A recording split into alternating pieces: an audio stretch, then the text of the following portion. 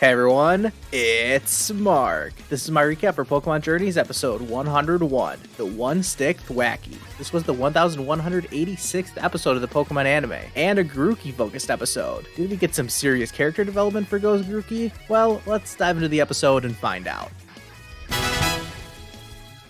Ash and Go appear to still be in Galar for the third straight episode, and Go is hoping to finally go on that wild area catching spree that he was hoping for, but apparently Grookey just got in the way when he tried to catch an Applin. Are we supposed to believe that Ash and Go only ran into one Pokemon in the wild area all day? Speaking of Go and catching Pokemon, they actually updated the opening this week to include the Gossifleur that he caught in the last episode, so that's pretty cool if they're going to update the opening all the time with Go's new captures. They decide to camp out for the night and make some food, and Go comes up with the idea to use the food to lure some Pokemon to them. Cue the epic curry eating scene and everyone is stuffed, although they didn't actually save any of the curry to lure out any Pokemon. Fortunately for Go, a wild Thwackey did smell the food and is observing the camp from a distance. After looking it up at the Pokedex, they realize that this Thwackey is unique because it only has one stick, not two. Go tries to catch it, but the Thwackey sends the Pokeball back and runs away. Go may have egg on his face, but Grookey is awestruck by its evolved form. One of those NPCs who sell you stuff in the wild area randomly shows up, and he sells Ash and Go some more curry ingredients so they can try and lure the Thwackey back to camp.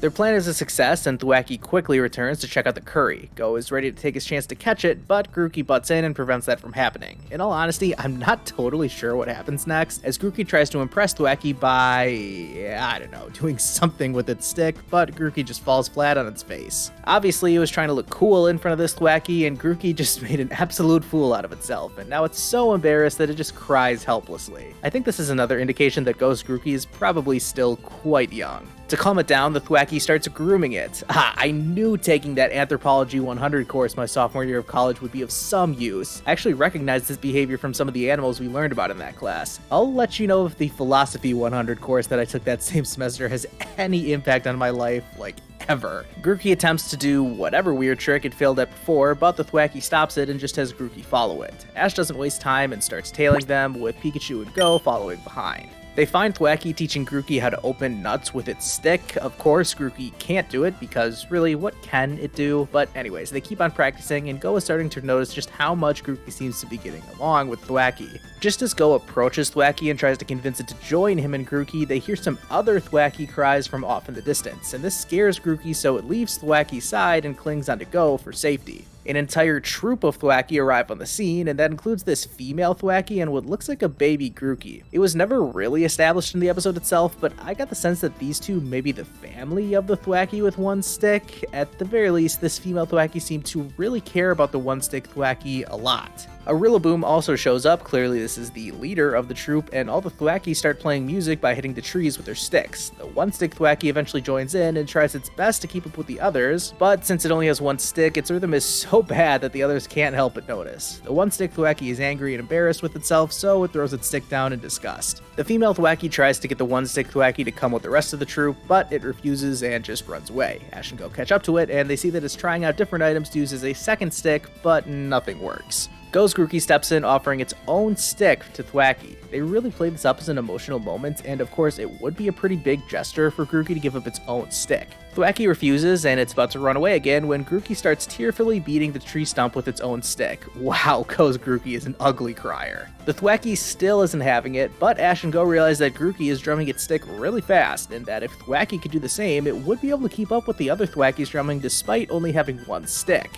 What a stupid solution that was. Alright, it's training sequence time. Ash uses Pikachu and Sirfetch'd to train Thwackey's speed and agility, while Go realizes that the female Thwackey is watching on in secret, so it goes off with it to collect some food for the others. While they collect some berries, Go notices his Grookey playing around with the other Grookey, and after thinking back to how Grookey has been interacting with Thwackey, it seems like he's starting to get the idea in his head of maybe leaving Grookey with this troop. I thought there would be no way that Go would release his Grookey, but I guess we'll just have to wait and see what happens. After a quick snack break, it's back to training time for Thwackey, and Go even gets in on the action using Greedent's Bullet Seed to help out. Eventually, Thwackey starts to get better with its stick, and once everyone else falls asleep, Thwackey starts practicing its drumming again. It flashes back to all the training it did. Wait, that was like 10 seconds ago. Why are we flashing back to something that happened 10 seconds ago? This wasn't the first time in this episode that something like this happened either. We got a lot of flashbacks to something that basically just happened, and it's not like this episode was especially complex or difficult to follow. So anyways, the One-Stick Thwackey is finally able to drum in rhythm, and the other Thwackey start calling out for it again. As the sun rises, they head over to the troops' home base, and I showed you part of the scene in the beginning of the video. All the Thwackeys start to beat, including the One-Stick Thwackey, and apparently this actually works. I thought the music itself was very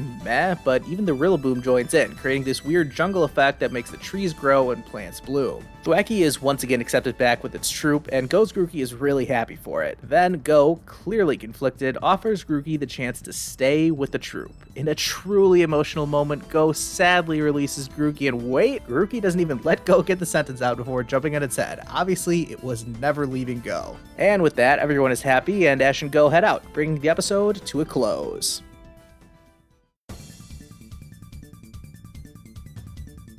I'm giving this episode a 4 out of 10 rating.